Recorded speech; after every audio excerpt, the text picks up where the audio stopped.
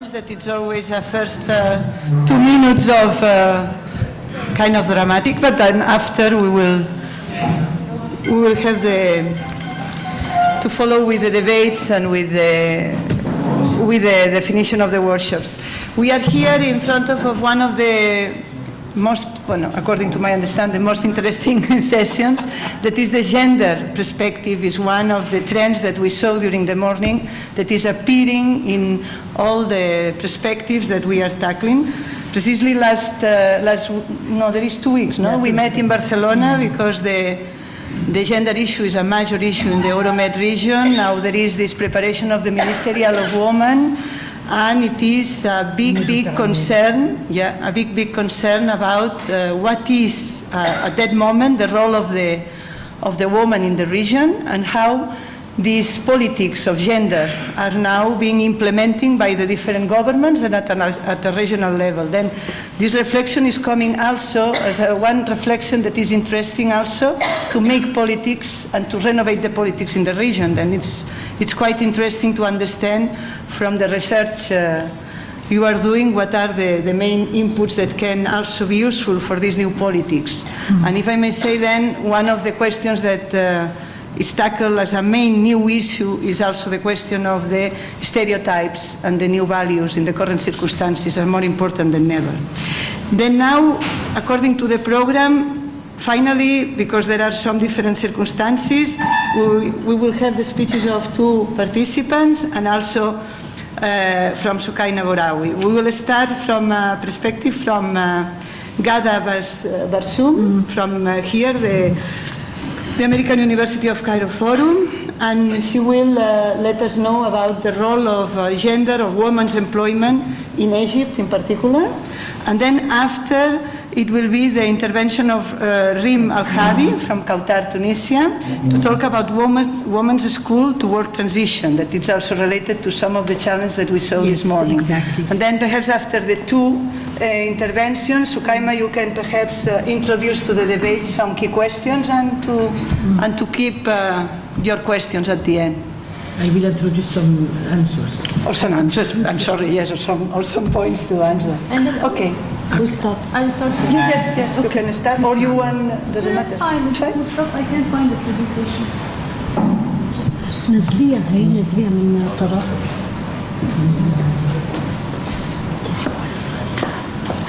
هي نزلها.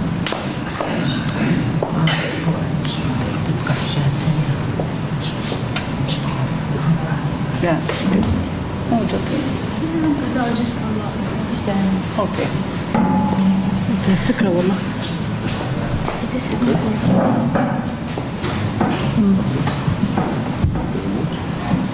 No, I'll just use a little from here. If this is not working, can we have another one?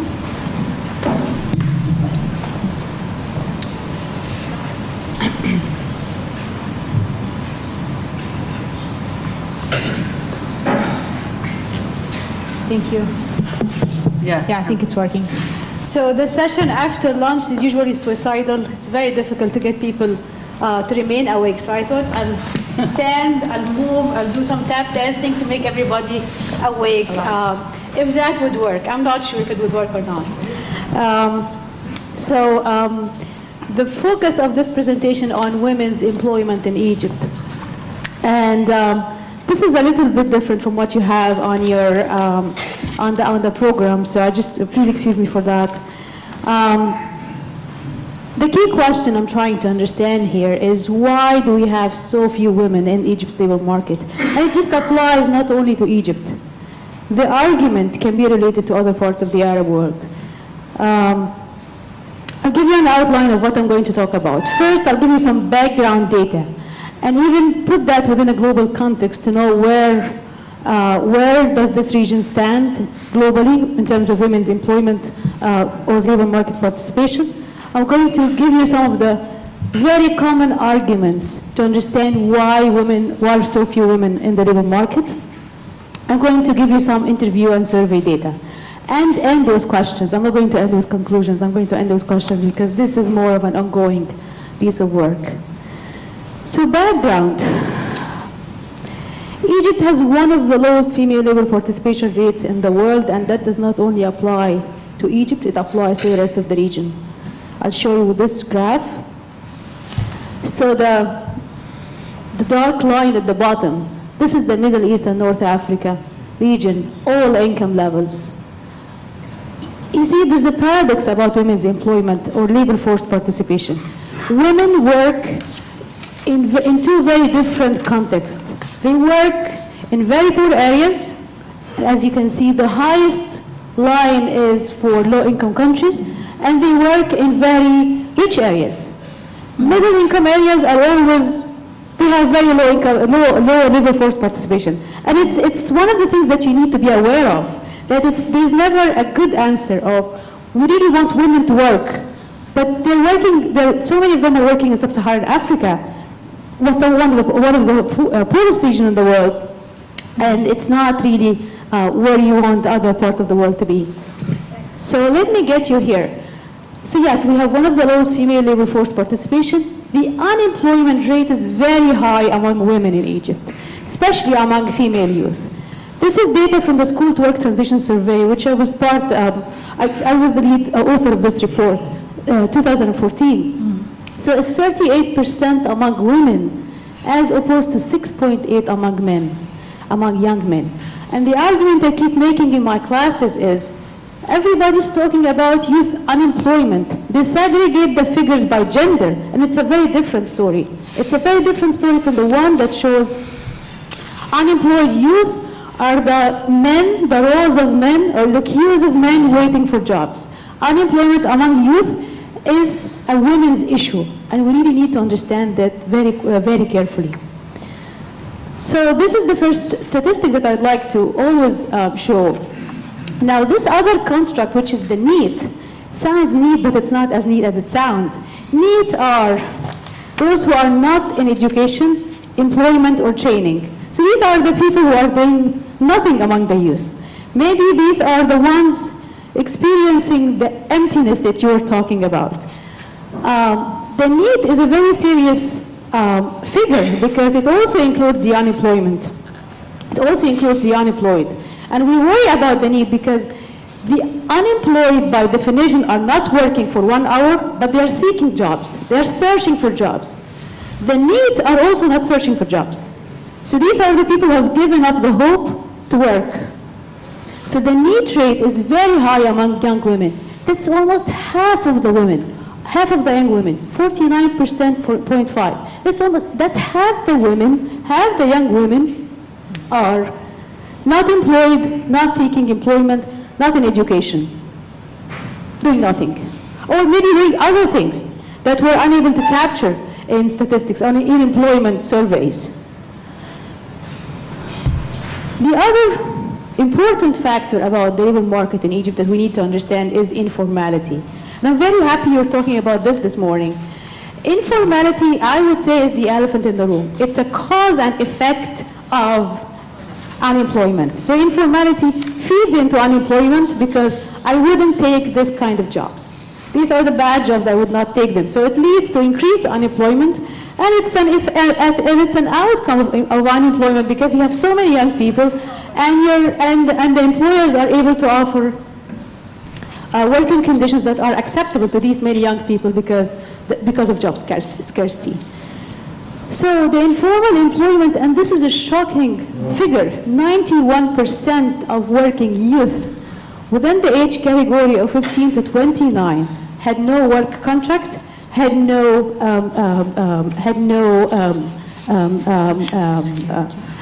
stability in their jobs. So because this is how we identify informality. We have very few female entrepreneurs, mostly among the poor in what can be termed as survival economic activities. So it's 7.4% among employed youth who are entrepreneurs, and only 2.1% of young women who are entrepreneurs. So as I was saying this morning, not so many young people are picking up this whole rhetoric about go start your project, this is a solution to unemployment. They're not. Now, why so few women? And this is the question that everybody seems to be puzzled about. And I'll give you some of the answers that we know in the literature. Ironically, this is the answer I see by most economists. It's the culture. And you put it as a black box, and we don't know what that is. It's their culture. They're not working because it's the culture. And it seems to put an answer to a question, and they try to rest it at that. And to me, this is not answering the question. This is putting it in a black box and failing to analyze it. So the World Bank says it's because of traditional gender norms. And the Arab Human Development Report in 2006, there was a lot of criticism to this report, actually, a lot of literature criticizing this report. Oh, it's the prevailing masculine culture. This is why women are not working. So, end of the story. We have the answer here. And I'm saying, no, we don't. Because you put the question in a static corner. This is ideology. You park the question, and you corner it. With a fence, there's no way you try to understand it. And Homa Hutford, the anthropologist, although this is a relatively old study, but I love her argument that if you say it's the culture, you are saying that the whole world is moving, and yet the people in the Arab world are not moving. They're just locked in this prison of culture, and they're not even engaging with it. It's culture, end of the story. And that's why it's not enough of an answer. This is a more nuanced argument by Valentine Muqaddam, and I like that argument much more. She says it's because of the oil. So the oil made it this way. In oil exporting countries, you have, the economy is not diversified enough. It doesn't allow for many jobs to be created. And in labor exporting countries, to work in oil exporting countries, you have the women who have to take care of the children because their husbands had to travel. So at the end of the day, in both scenarios, you're ending with fewer women working because of the oil, because of the impact of oil production. So this is a good thesis, but it's not the only thesis that you need to entertain. I like this thesis also. This is the social contract thesis. And it basically says, it goes back historically to how what is the role of the state in social policy in this part of the world? The state is providing jobs for the employed in the form of a very large public sector. This is one answer. The state is also providing subsidies. The subsidies are allowing families to keep the women at home. They don't have to go to work because subsidies are reducing the cost of living. And the other reason is that with public sector jobs, with the distortion of the labor market because of this large public sector jobs, you're reinforcing the vision of women as the homemakers and men as the breadwinners. So that's another argument that's also would add a piece to the puzzle. So this is ongoing research, and I'm going to talk more about the methodology. So it's using mixed methodology approach. I am analyzing some survey data, and I'm also relying on some in-depth interviews. And some of the SAHWA interviews have actually fed into this analysis today. As I would say, I like to say this, although not too many people would be interesting to many people, but I use inductive reasoning. We're learning from the data, as opposed to starting with a hypothesis and imposing that to the data. It's a point of clarity from the beginning so that I don't get the question of, what is your hypothesis here? No, we're learning from the data. We're learning as we're going. Even when I'm analyzing quantitative data, I'm learning from the data. So this is SAHWA data. This is fresh data. This is as fresh as it can get. Why women would not work? My father and mother would not agree. They're not giving me a chance to do anything. They only say no. To me, when I get married, it's the responsibility of my husband to work. For me, as a girl, my husband should have a good salary. And this is from a life story. This is a woman from Mbaba, which is a low-income neighborhood in Cairo. Again, my parents would not allow me to work. And this is the interesting part. All these women are educated. So they allowed me to get a degree, but I am already engaged and I will get married. Neither my parents nor my husband will allow me to work. I should stay at home. That's a woman from Giza. Of course not. My wife will not work. She cannot work and take care of the house. If she works and has an income, what is my job then? She should stay at home and take care of the children, and the expenditure is my job as the man. So apparently, and interesting enough, Mahmoud has worked in Saudi Arabia.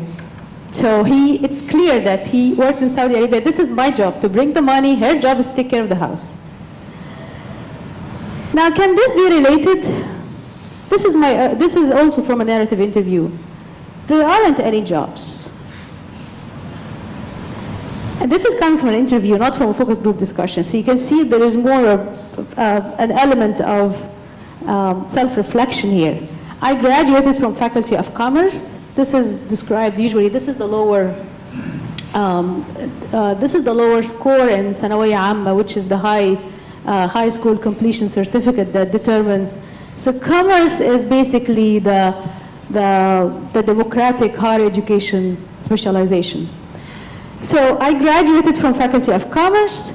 Banks is the only sector where I can work. I took several exams, and still I need WASTA, not the grade. WASTA meaning contacts, people to support my application, some nepotism. I know a PE, a physical education graduate working in a bank. It's about WASTA to live or die. I applied in smaller companies in Kafr Sheikh, and still, not even in smaller ones, they do not need accountants. This is a one from Kafr Sheikh outside Cairo. Now, this is what I'm trying to distance myself a little bit from this data and try to think about this question. So the women who were saying, no, I will not work. No, it's not for me to work. Can this be, as Pierre Bourdieu argues, this is a virtue made out of necessity? That I will not work. And can we understand this? Can we understand the different layers of meaning? Try to understand whether this is because, in reality, there are not that many jobs, actually. In reality, also, the availability of jobs is determined by the quality of these jobs. That 91%, let's go back to these earlier statistics that we're talking about. If 91% of working youth are within the informal economy, then, again, back to your argument, informality feeds into unemployment and vice versa. So can we understand this data? And again, we have to understand that it's a very complex situation. It's a very complex decision. And maybe the thesis of culture might be out there. It's a thesis that's actually combined with other factors that we need to be able to understand and untangle in a more sophisticated and nuanced analysis. My argument, and this is more of a work in progress, can the decision not to work a virtue made out of necessity? Because there are no jobs, I'll make it this way, that I'm not going to look for a job. And I'm showing you other data that was actually in a paper that was published recently at the International Journal of Public Administration. This is about public sector preference. So the best work is in the government. There will be social insurance, and I told you before, 91% had no contracts, no social insurance. And you have paid leaves. I was interviewing this young man, and he said, I wish I could try these paid leaves. This whole notion of a paid leave. You don't go to work and you're still paid. This is, to him, is something that he's never experienced. So you have paid leaves. You have a retirement plan, a pension plan. The private sector is not like that. Even if you work until age 60, they don't provide you with social insurance.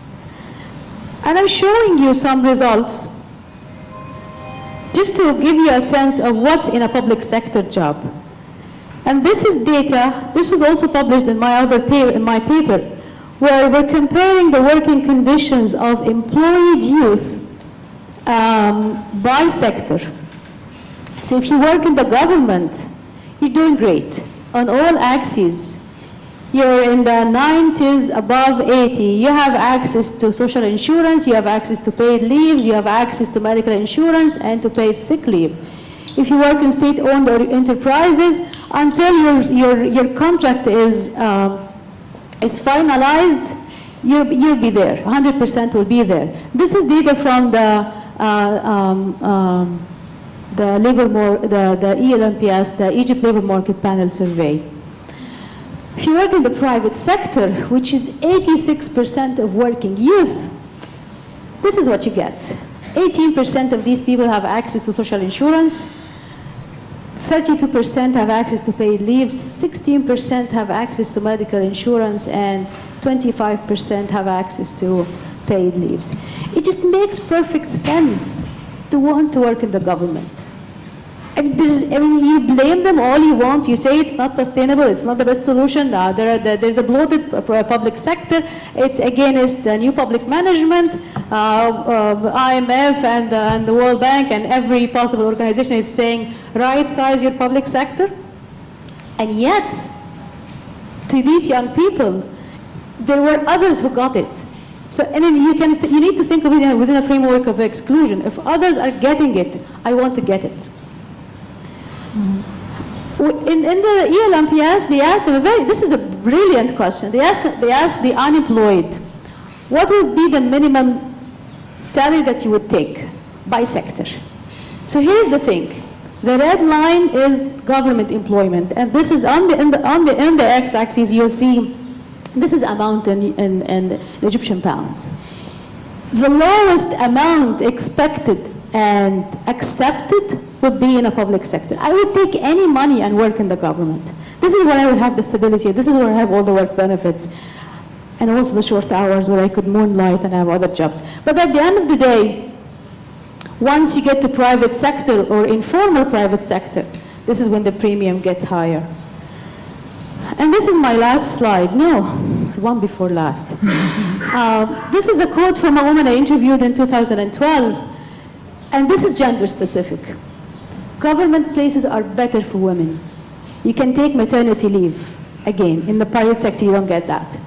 And for 2 years, you can work 1 hour less for breastfeeding. You can also take unpaid leave. It's better for women.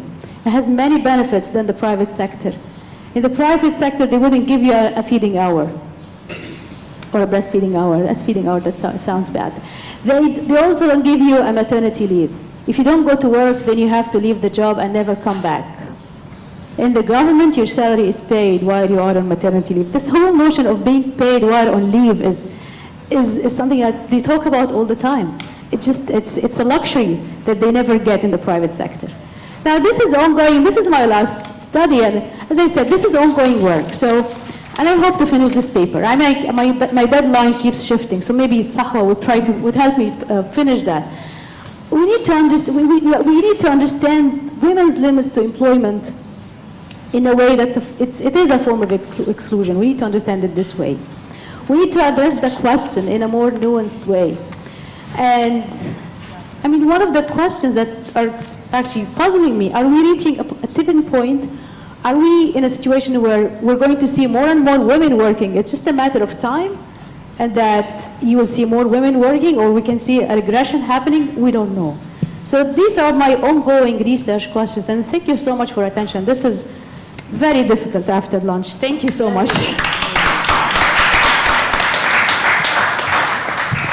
Very interesting, Ghada, very interesting now. Okay, thanks. I think I'll also stand up. Can I have this one? I want to take it off anyway. Oh, never come back to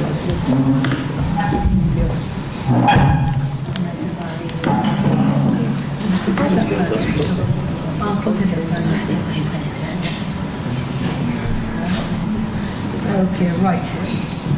Okay. Right. Good afternoon once again, and I hope you've woken up after the lunch. I have this opportunity, thanks to Koter, who provided me this opportunity to be with you today.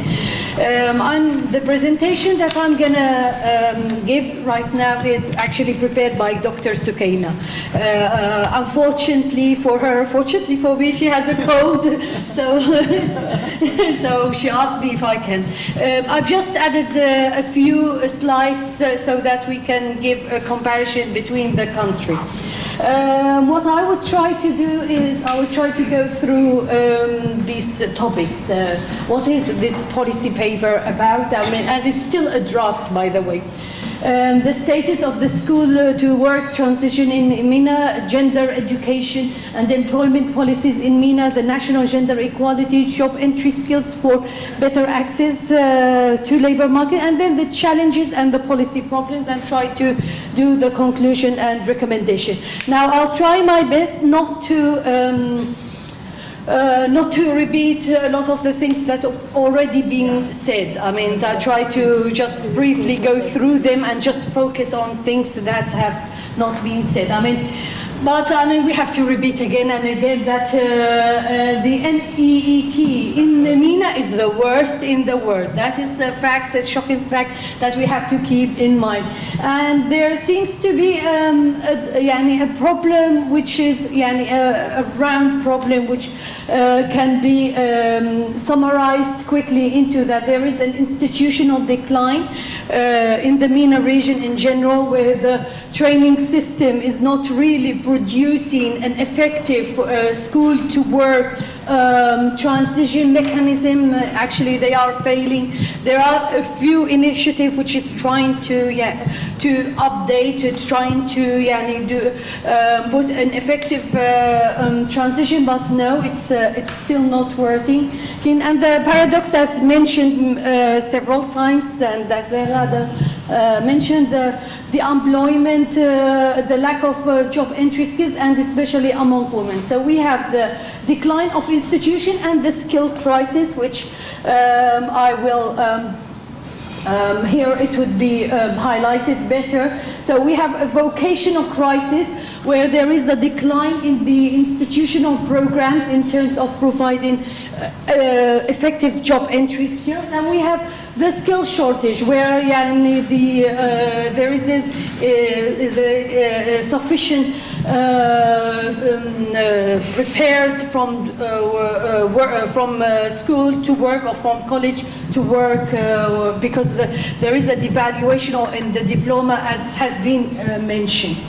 Okay, so the institution of the decline, as mentioned many times by Dr. Bahjat, that there is also different institutions that should be linked together, that should come together, that should be working really together. But that's not really taking place. The family, the school, the vocational training institution, the professional institution. We tend, I'm a researcher with Qatar, but I also come from an ILO background. In ILO, we always say social dialogue, social dialogue. We always stress on the issue of social dialogue. So, and we always try to bring together all those involved in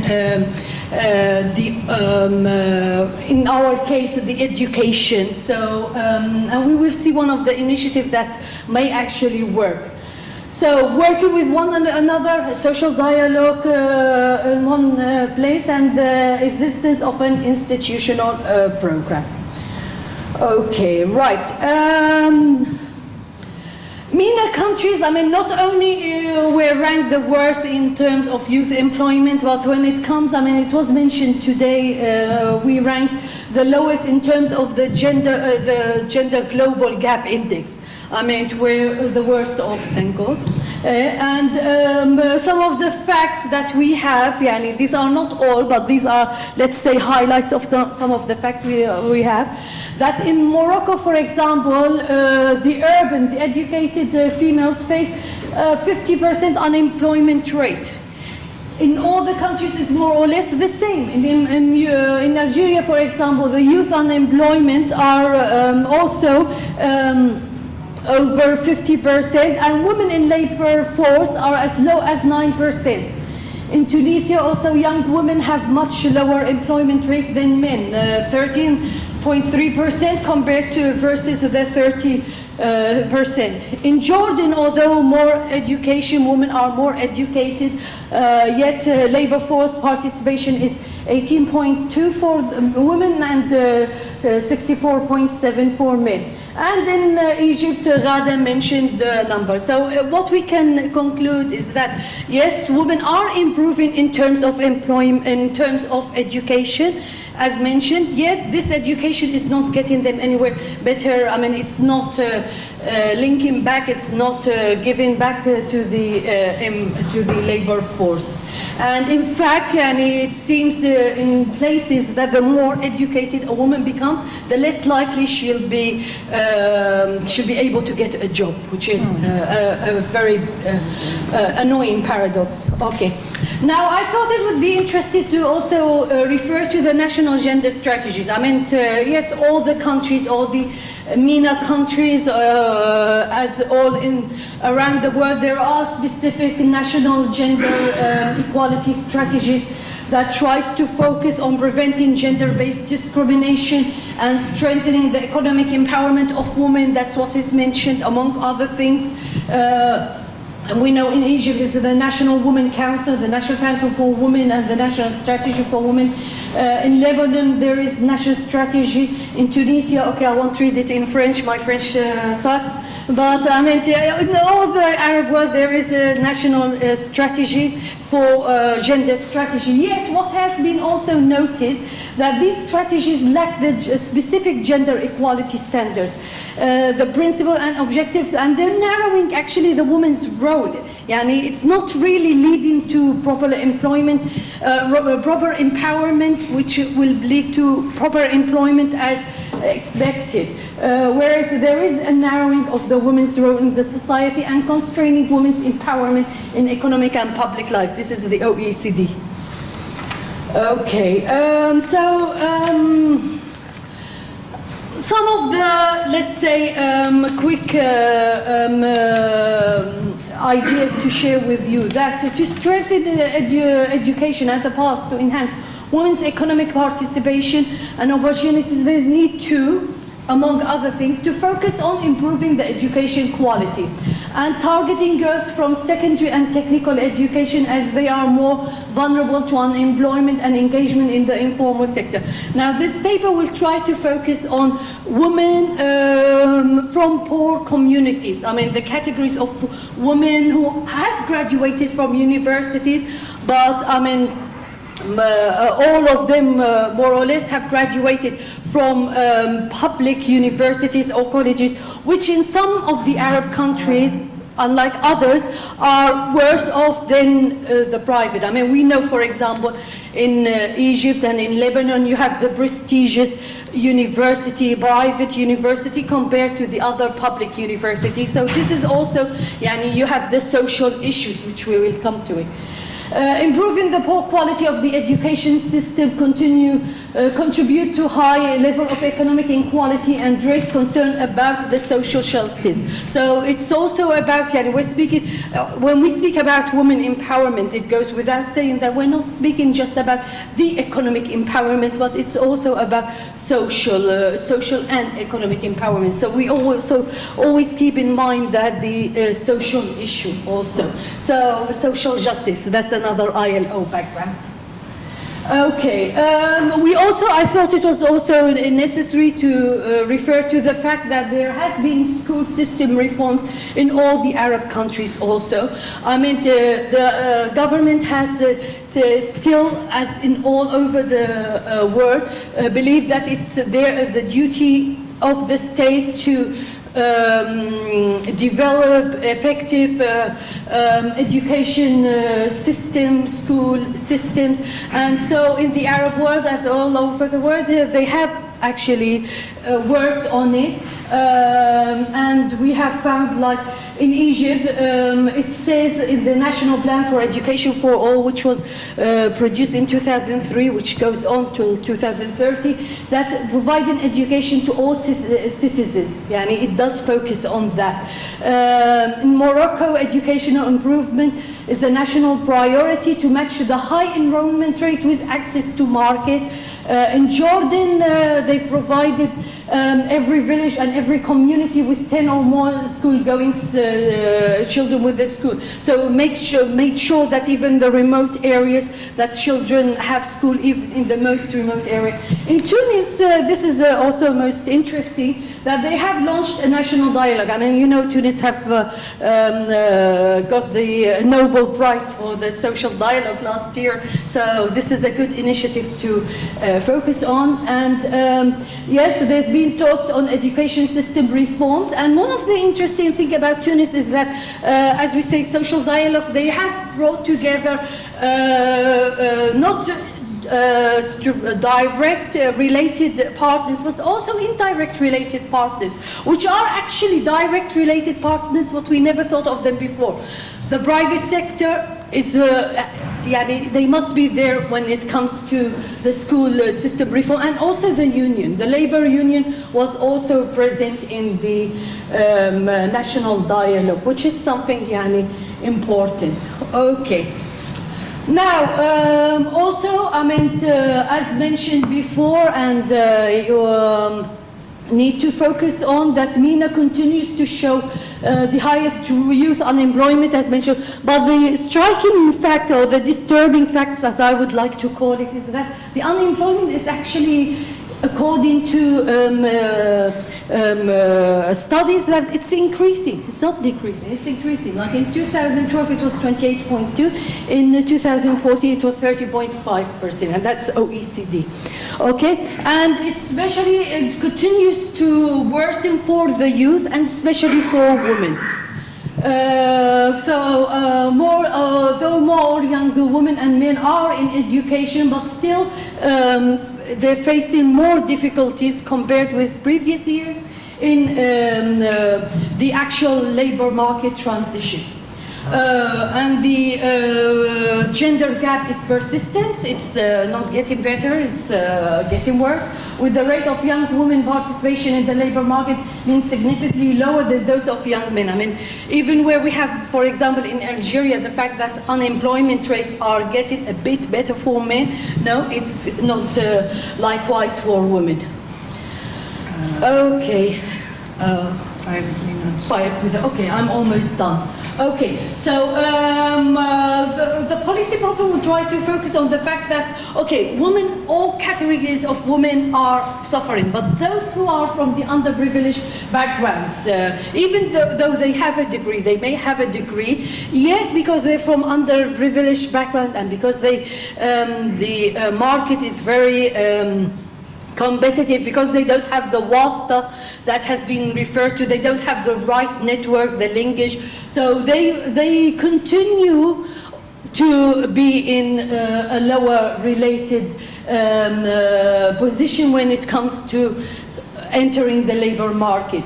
There is really little research done on the impact of the education in improving socio-economic livelihood of women. Okay, we've heard that yes, education may get women into the labor market, or they may help them to find jobs, which is not also always the case, as I mentioned. But actually, how much, as I told you before, we're speaking about empowerment. It's not just economic empowerment, it's social empowerment. How much is it really improving their social economic livelihood, or is it an additional burden on them? I mean, we do know that we have this segregation where men were supposed to be the breadwinner and women are supposed to be the take on the reproductive role. So when women do go out and find a job, when they are lucky enough to find a job, how does this affect it back home? Is it, do men share responsibilities back home? This is something that nobody really likes to speak about. So lack of research, as I said. This I have also, I will skip it. Skill mismatch, we also mentioned this. One of the important things also, which has not been mentioned, is the fact that while women face an increased mismatch, is the fact that there are still many families who choose for their daughters what to enter in universities. They would not allow them, for example, to enter the universities they choose. A lot of girls I've met said that they wanted to study engineering, but their parents said, no way. You're not going to study engineering because this is not a women-related issue. And when I did meet with the Dean of the Faculty of Engineering, for example, in Cairo, we know that there is around 13% of students who are the women. But the problem is when they do graduate, eventually do graduate, they cannot find a job as engineers in the labor market. Okay, so low level of qualification due to the weak adherence in vocational training. We don't focus on vocational training. I mean, even if we do, most of the vocational training institutions are outdated. The machines, the apparatus, etc., are outdated. And there is actually what we call a job called a shock. Cultural shock when they really go to the updated factories. I mean, we heard it a lot from the Investors Association that when students who have graduated from the vocational institution, from the institution, vocational institutions do come and try to take a job in a very high mechanized factory, they actually get a shock because what they learned is very different from what they have. Okay, so conclusion, there is a need to bridge a social gap between youth in general and young women from a poor background, and that's why giving them job opportunity. I mean, it's not just a matter of economic empowerment, it's also a matter of social justice. The need to provide educational opportunities that the port can afford, and I would have liked to focus more, but I mean, it was mentioned on the soft skills. I mean, one of the initiatives we did in Egypt was to focus on providing soft skills training for women so that they would be prepared to enter the job. And effective job entry skills program. That's an initiative that we carried out with the Mid East, with EFE, with Core Plus. That showed that it may be very successful, but it needs more research. Unfortunately, I only have this much time, so I'll stop here. Thank you. Thank you very much. Both presentations provide us an in-depth, really, from my point of view, very interesting about the relation of the education and labor market from a gender perspective. That it's perhaps an in-depth that I find myself really interesting in terms of what you call since the morning the paradoxes. No, perhaps the research that you are doing are underlining a lot of paradoxes. Or I feel this quite trend interesting, mainly when you talk about that more education is not meaning or equal to not only work, but the quality that you are also talking about the work and engineering and so on. The idea of cultural break, coming from a work myself, or always working with the stereotypes, with cultural dialogues and these things, and we want to break this idea that, and we want to go through the instrumentalization of the cultural patterns, because this is in reality sometimes too much instrumental. I think you provide also, both of you, a lot of interesting questions that break these, making at least making sense of some of this instrumentalization. No? Then these socioeconomic possibilities, when you talk, it was very relevant, the public and private sector. This is really interesting. And also the social inequality as a source, but as an impact. Also, this is another paradox that it is the source or it is the impact, but this social inequality. And finally, some kind of instruments. No, you talk about the social dialogue. So how we can go for this gender. We take education and work, but in fact this is a sample of something that can apply to other sectors or other fields, and perhaps it's really interesting to go into deep of the possibilities of some innovative approach where this transversality, as you mentioned for instance, Tunisian social dialogue, but why we cannot put this in a more framework? And now I give the floor to Soukeina to introduce a little bit the debate. First, I have to thank Rim because she went further than my PowerPoint, and it's okay? Yeah. And just I want to add just one thing because it's not in the PowerPoint, but I think that it's very important to link the legal framework and the rights of women with all these discussions. Yeah. And unfortunately, I have to say that even in Tunisia, for instance, that we have the Code de Statut Personnel and we have better recognition, it's a recognition, it's not attribution of women's rights, we have also the same difficulties to find jobs. And I think that the heart of the problem, it's really in the private life, in the family rights. And until we don't accept that the focus and the problems are coming from the inequality rights between men and women, we could speak a lot about empowerment, because empowerment is a very good escape from the equality and rights in the Arab world. But, once time in Saudi or in one of the Gulf countries, they said, oh, Dr. Soukeina, you could speak about empowerment, tamkin, it's okay, but please, not the equality in Rishad when it's SAHWA. It means that it's really something that we have to think about, to link between the legal framework and also the economic life and the enterprise and all these things, because the enterprise is linked with autonomy, is the risk taken. If we have the culture of the risk, how you could be an entrepreneur? It's linked with all these ideas. And the last thing is, the second and last thing is about the comparison, always the comparison, between the formal and informal. Women are not in the formal sector, yes, but they are in the informal sector. Women are working, especially in rural area, in the agriculture countries as Tunisia, Algeria, Morocco, and especially Tunisia and Morocco, maybe less in Algeria, but they are working 10 hours a day. And when we ask them, they said they are not working. It's really a paradox also what it means to work. It means autonomy, but it means also for the non-rural and non-agriculture sector, we have to think to the programs, to the soft skills, to the leadership skills.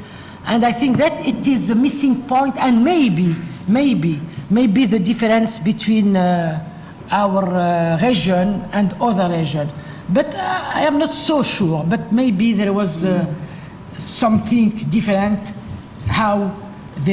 because this morning I am thinking about the leisure time and the empty time. It's not so empty.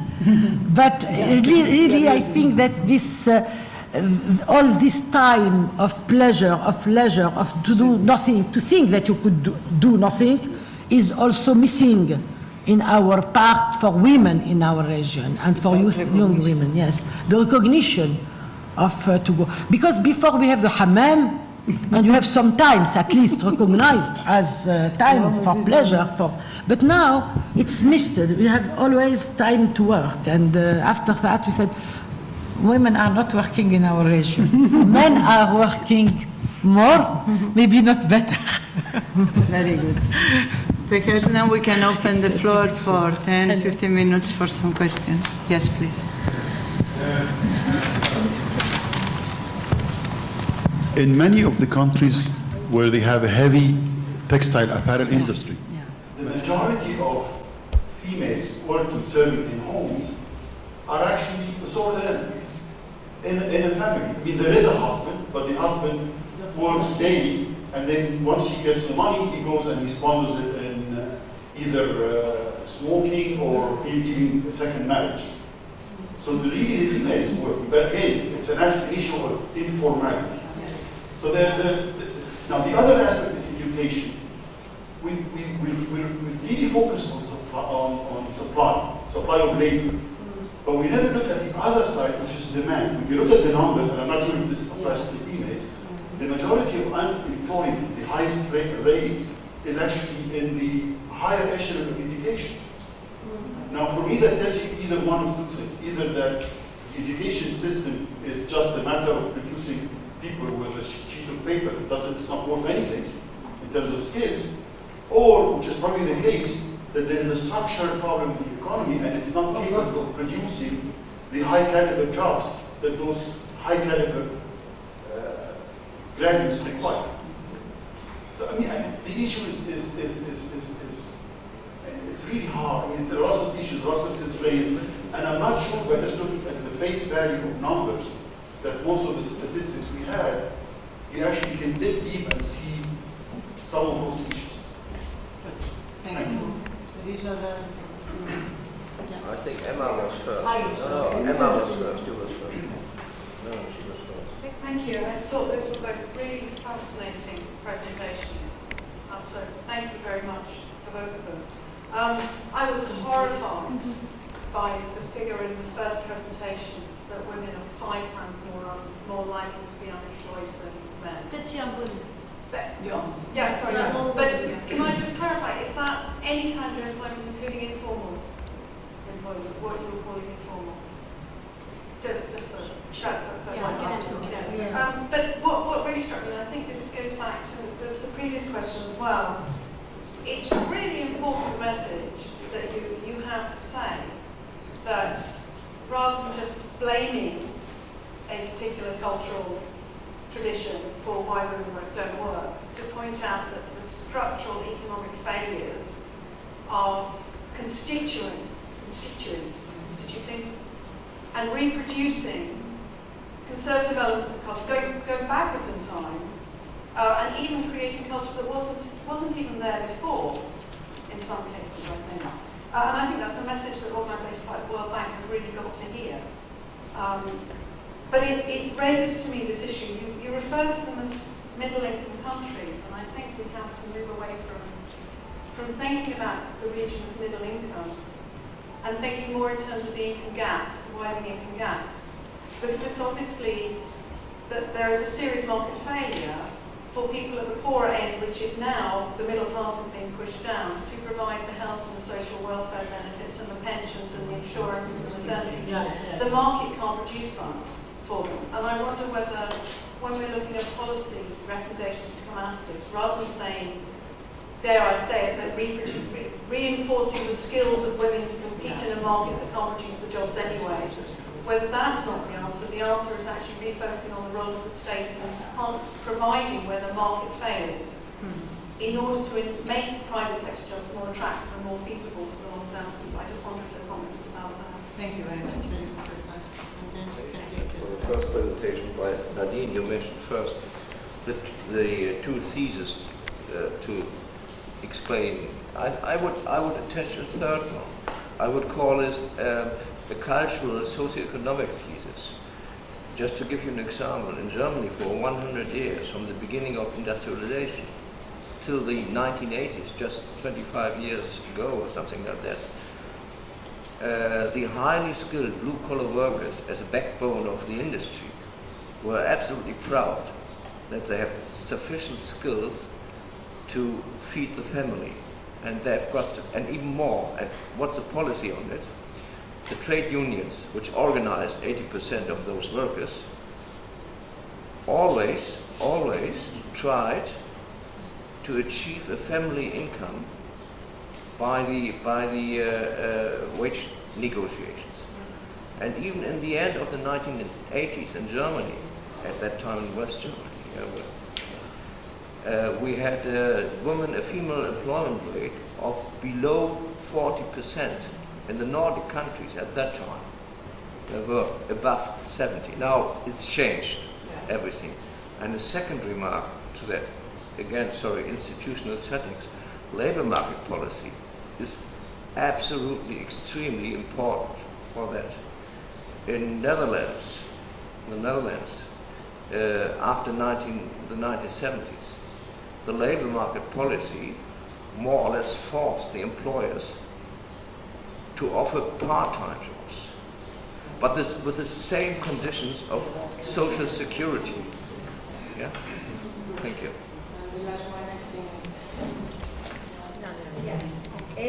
I have one question and two comments. Basically, question is, or at least clarification, is about the informal sector. We always talk about, very often refer to the informal sector when we talk about employment rates or unemployment rates.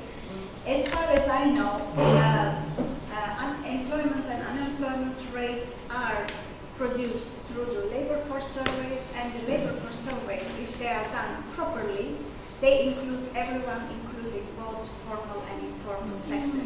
So I think there were some comments which assumes that this unemployment rate or employment rate do not include the informal sector, which is not true.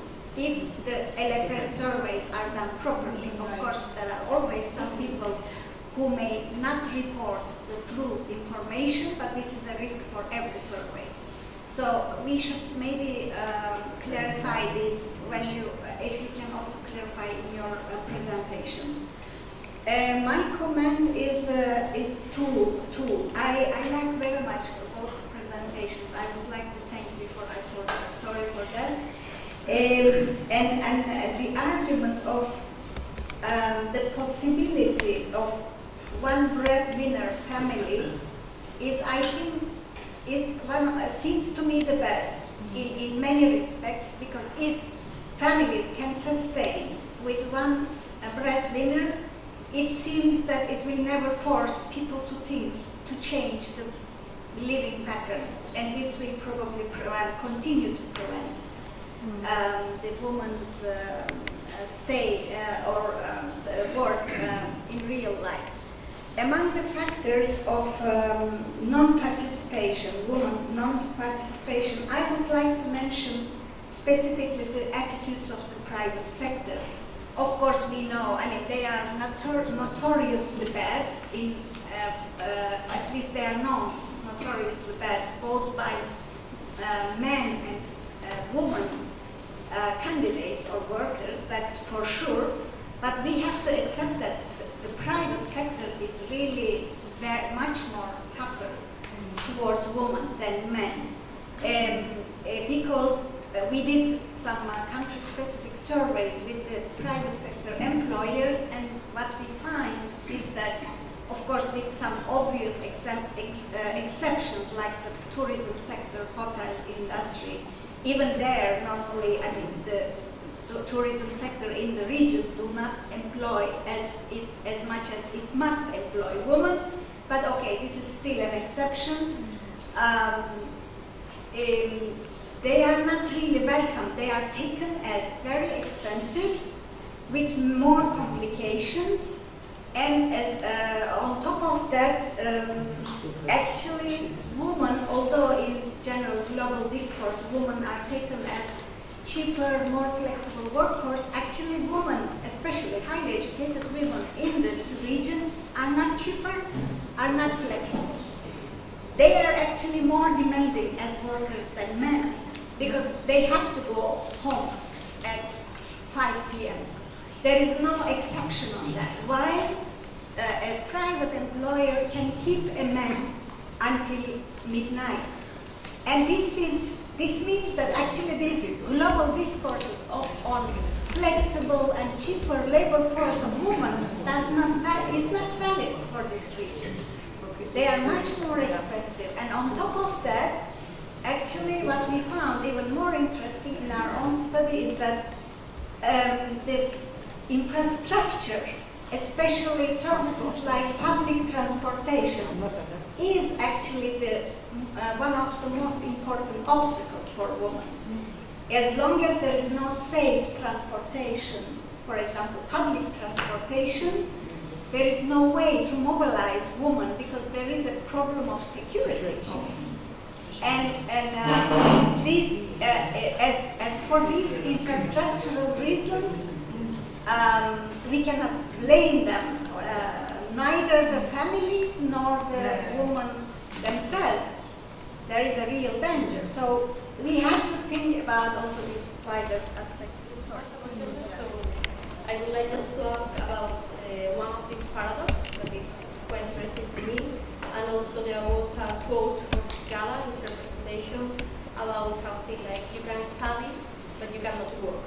So I would like to ask which is the mechanism, because also we can find this kind of result in the SAHWA, in the qualitative part of the analysis. But there are it's coming from SAHWA. There is a lot of time that women are saying that I'm going to finish my degree, my parents, my husband leave me to study, but then I cannot work. So why one and why not the other? That's I would like to ask them.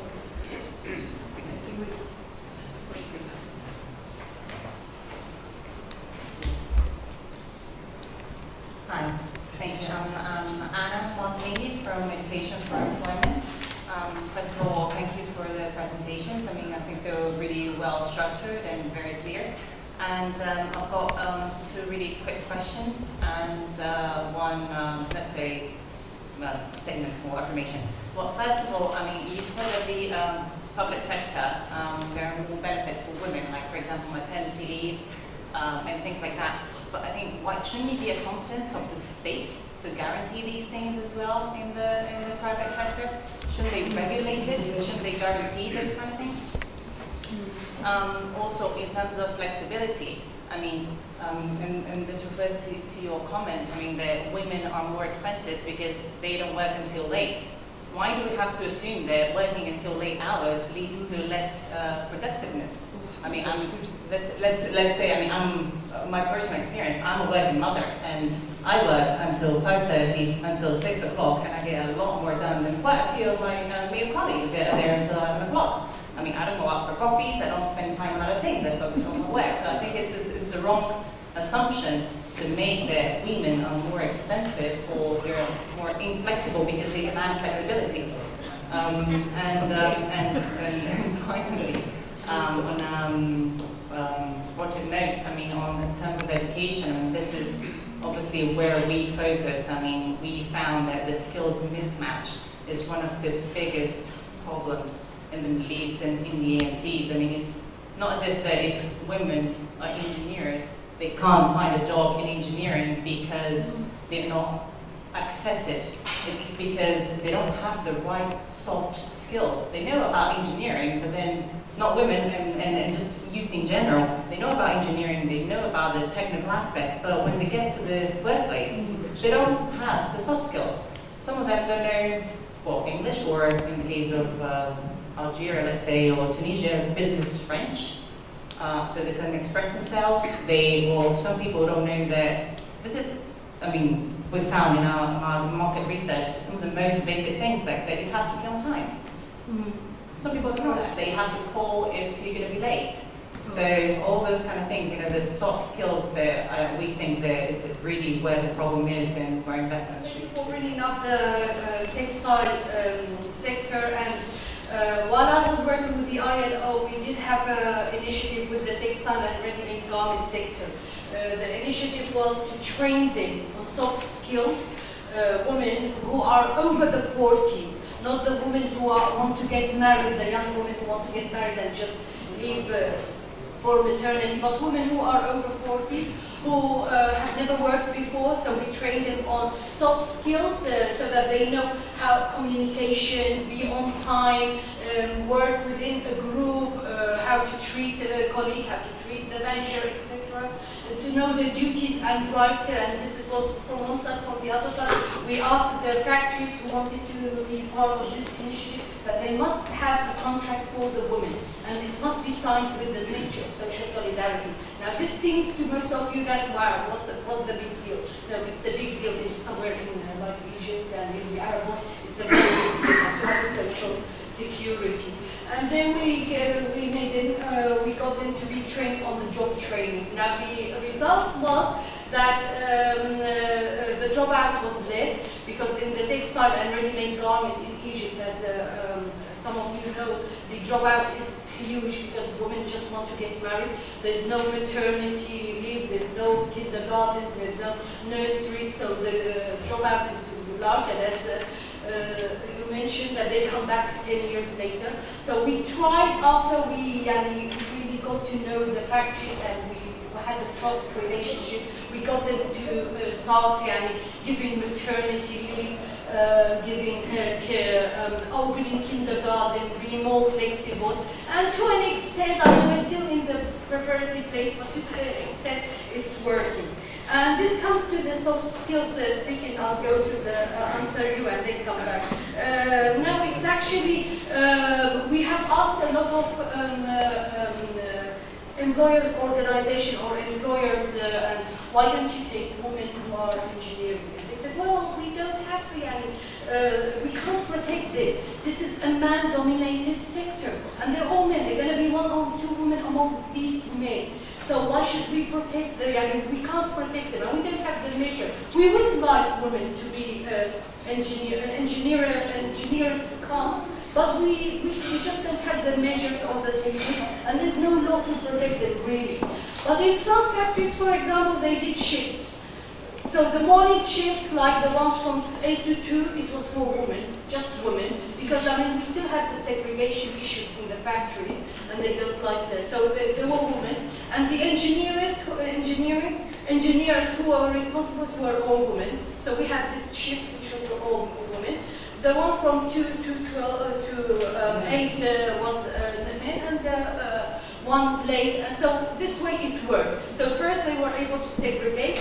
Second, they were able to bring in women and men. And third, they were able to ensure security. Now, speaking about the one breadwinner argument is the best. Most women, if you ask them, yes, it is the best. But we don't have the luxury to choose. That's the actual thing, point. We are at an age, especially in the Arab world and all around the world, one salary is not enough. If it was enough, when you do have I come from Syria, and just before the war, when we had, like in 2010, we had economic boost somehow, we found that women, there was a decrease in women in the labor force. Now that, when we really analyzed it from the gender point of view, when we really analyzed it, we found that because the main salary increased, a lot of women chose to sit at home. My husband can now spend, he can spend, and I can just sit at home and be at. But then it's the right first to choose, and then the right and to have this opportunity, this luxury. And this brings us to, I'll speak about it forward. And this brings us to what I've been working on for the last 10 years. And should we create a conducive environment for women at the workplace? Is it worth it or not? Now, as a gender expert and from the gender point of view, and I have to always defend women's right and women's right to work, I would say that yes, and I would bring you that as saying if more women were given the chance to really get into the job, the GDP, the country's GDP would increase. And there's a lot of surveys to prove that, okay? But I would go and say again, that is this worth it from the women point of view, or from the what's impact it has on the women? Because again, I would say we don't want to increase the burden on women. We don't want to say yes, you can. You chose to work, so you have to bear the burden. That's put on you. I'm not gonna help you. So, and that brings us to something that we also work on in UN, the UN system and the gender responsive budgeting. Now, what we mean by gender responsive budgeting, we don't mean that we give the same salary for men and women. No, when we speak about transportation, is it worth that we do women-friendly transportation, women-friendly cities, women-friendly workplaces? Is it worth it or not? And what is the impact of that? And usually, although the impact on the short term is not seen, but believe me, on the long term it's seen. And this brings me to the issue that I was seeing a documentary. I was seeing a documentary about from one of the Scandinavian countries, and we know from terms of GG, the Gender Global Index, that the Scandinavians are the best in terms of the gender. And it was an interview with the employers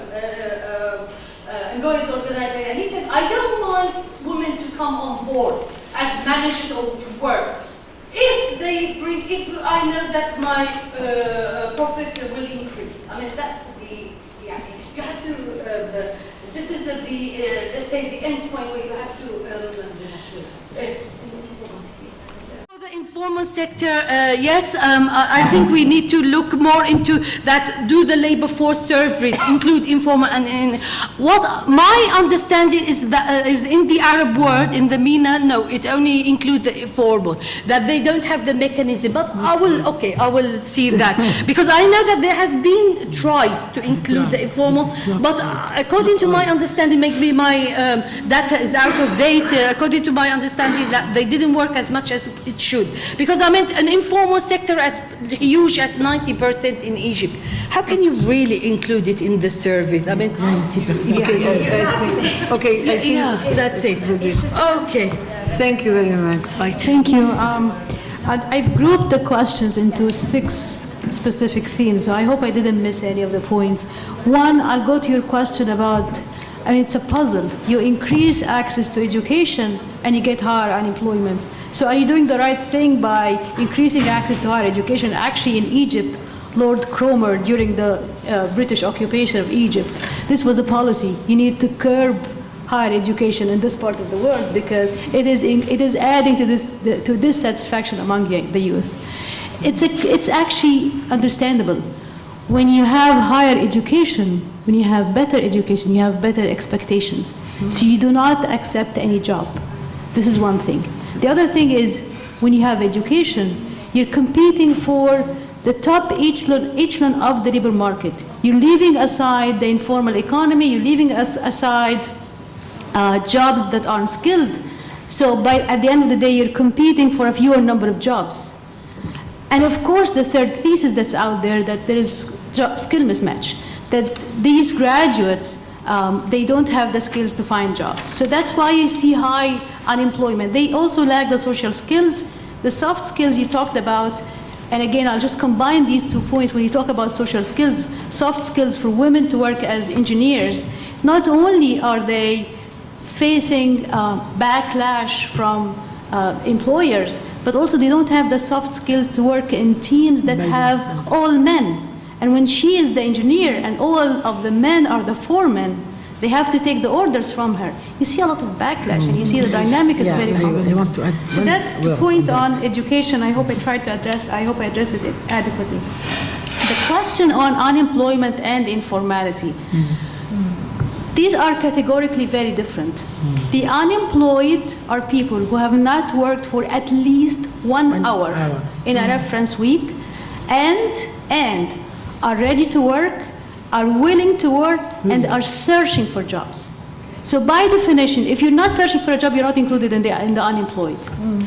And if you're working for 2 hours with a contract, so you're hired by the UN, by AUC, to work for 2 hours a week, you are formal employment, you are underemployed. When they ask you in the survey, did you want to work more?